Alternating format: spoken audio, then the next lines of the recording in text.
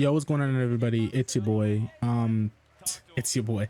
Anyway, it's just ended. There's Sathy lifting. NRG has won, and to me, it was expected. So we're gonna kind of go through what I thought was gonna happen versus what actually did happen, and see how correct I was, because there was definitely a lot of upsets with someone like Wildcard going all the way to top 8, which was crazy, beating out teams like Furia and even Dignitas. I would have never expected that, but that just goes to show that not everything is set in stone. Some teams are, getting better and better. Look how happy Sathu is. He's walking about, lifting it. Hold on, let me put my headphones on so I can hear him. Sathu is so happy, but hey.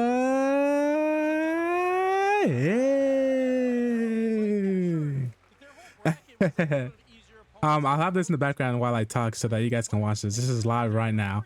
But like Gen G, I had them going 3-2, which I was correct in that. And then I gave 1 to Foot, but they didn't really do that. So I'll still say I was close enough. I had Rock beating out Gen G here, but Gen G actually won this, which was surprising to me. But I couldn't be upset about it. Another NA team goes through. That's good. And then for this one, Rebellion, I had Rebellion making it, but Virtus Pro actually beat them 3-2, which was another upset.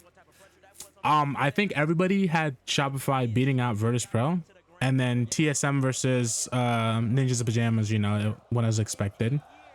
And then either way, I had Ninjas of Pajamas qualifying for this round. It's just that I expected Rebellion to lose and not Virtus Pro. And then if we go down, MIBR, I expected them to win.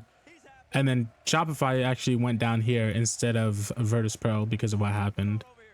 Instead, Virtus Pro then beat out TSM, and then they lost to Rock, which I had Rock losing the other thing. So, Sathu. So I didn't expect Virtus Pro to beat MIBR, to be honest. I expected them to qualify instead of them, and then Gen G qualified lowers.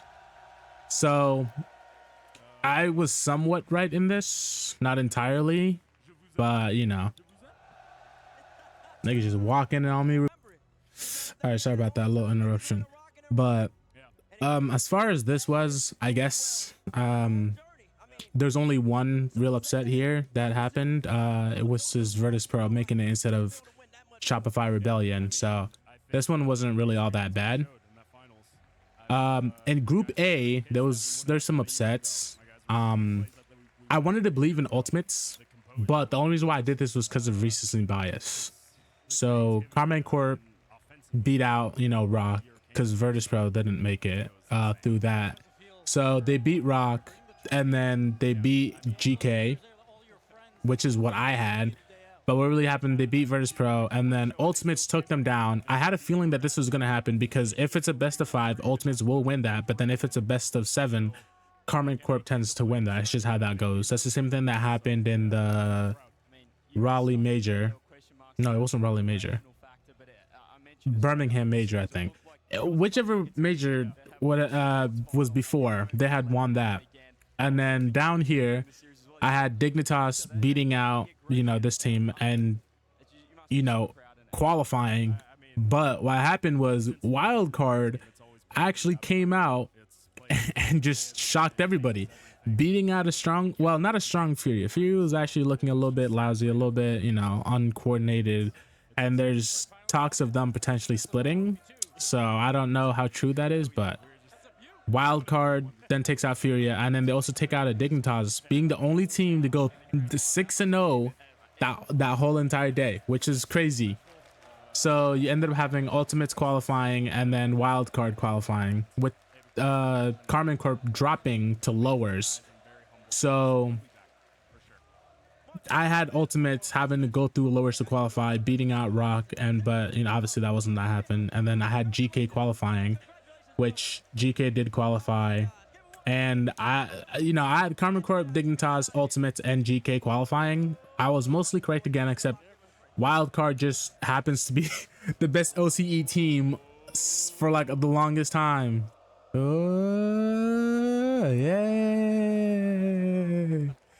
That's what happened in Group A, day 1. So let's go to Group B. I think I have to, yeah, I have to go like this. So I had NRG qualifying, Space Station qualifying, Vitality qualifying, and I think I had also Falcons. So this part was correct. Not sure if I got this. Yeah, this part was, I had good. And then Space Station and Ninjas in Pajamas, except it was oh yeah, I forgot they didn't qualify. Vitality lost to Ninjas in Pajamas. For them to Vitality, yeah, Ninja Pajamas qualified while Vitality didn't. That surprised me because I genuinely thought that Vitality was going to do it. They have 3 super world champions, the world beaters, but going out 9 through 12. Sorry about that. There was another interruption. Where was I at? But yeah, these are the teams I had qualifying for this. NRG, I had comfortably going through. I think the scores were, yeah, 3-2 here and then 3-1 to qualify. So I got the scores right there. And then if we go down to the actual main bracket, this is where it, you know, was kind of harder to do. So I had Karma Corp versus NRG, but obviously it didn't happen. So instead it was Ultimates versus NRG. And the scores was pretty good. I'm not gonna lie. Depending on who had won this, I feel like was gonna win it all. Because NRG needs to overcome Ultimates if they wanted to win that. And that's something that I had them doing.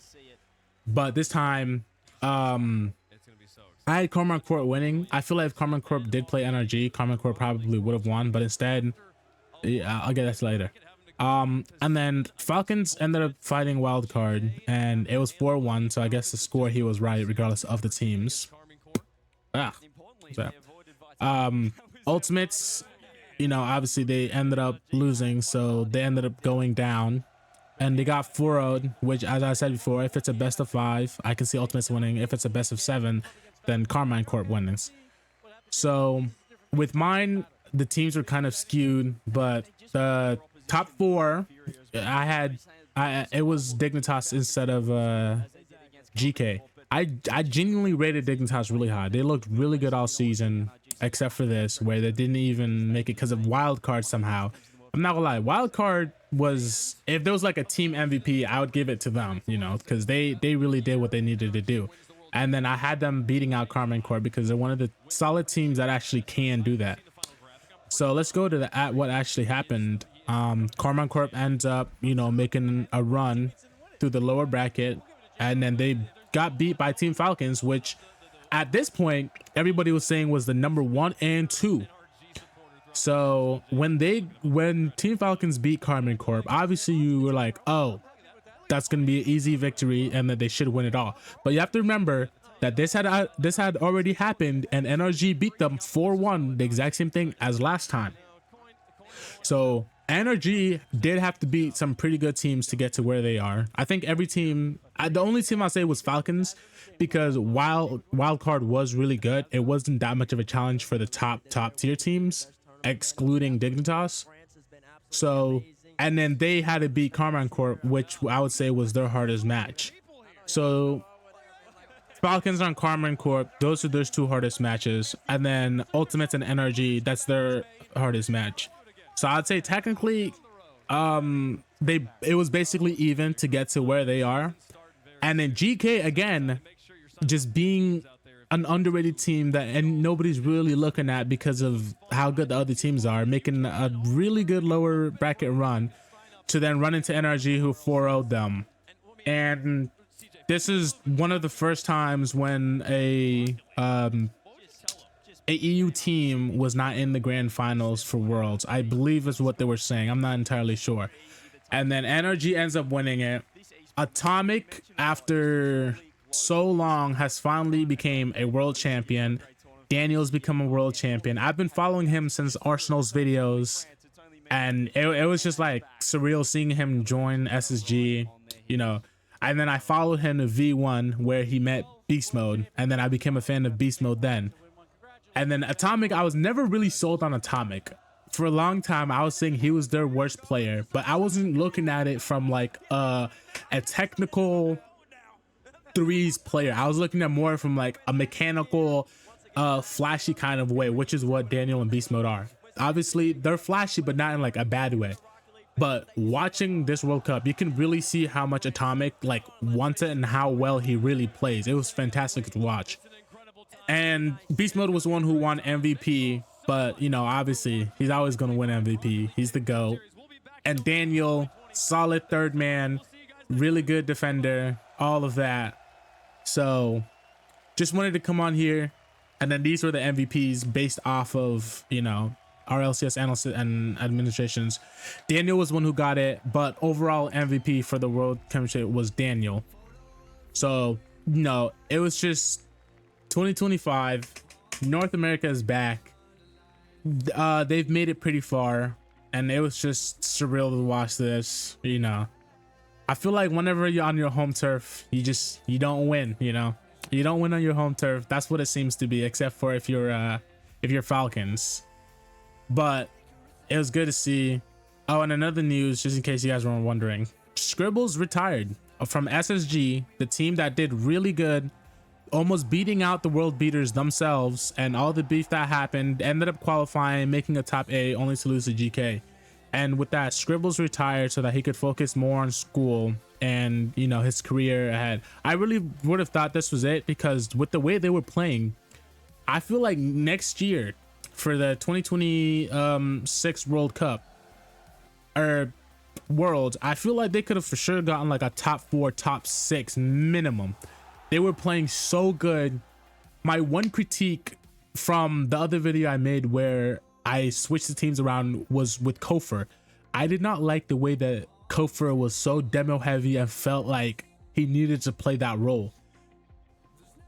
He played out of his mind. That kid was so mechanical, and it was genuinely just, it was so fun to watch him. He was the most mechanical freak out there. He looked like a Beast Mode and like a Drally combined together, making plays, great defense. No, it was like a Beast Mode and a Daniel together, making plays, great defense, helping out the team, and scoring a lot like of amazing goals. But yeah, Scribbles, he's retiring, so I guess SSG will be looking for a new person to replace him. I would want it to be Frosty again, but I highly doubt that it'll happen, seeing as what happened last time. From what I got, it was just like an unhealthy environment for Frosty, because, you know, SSG wanted to be like on calls for 8 hours a day, always practicing and scrimming, and Frosty was going through some health issues and all that stuff. I don't think it was anything like too negative, but that's just what it is. So I'm really curious to see who SSG will pick up. Maybe they'll pick up a Diaz, like I had said before, or they'll maybe pick up Talk or somebody like that. There's a lot of options in NA to make teams. You know, you still have Evo, you have Aqua, who I think is really good, Eris. There's a lot of teams that SSG can, you know, make. And then the leftovers can also form a really good team, like how Hoxer, Aqua, and Evo made that really good team. I think that they should have been the one to qualify for Worlds instead of Shopify, but that's just me. But anyway, with that, I'm gonna end this video. Worlds was great. Let's get more of that. Hopefully this offseason isn't bad, and let's go NRG. NRG.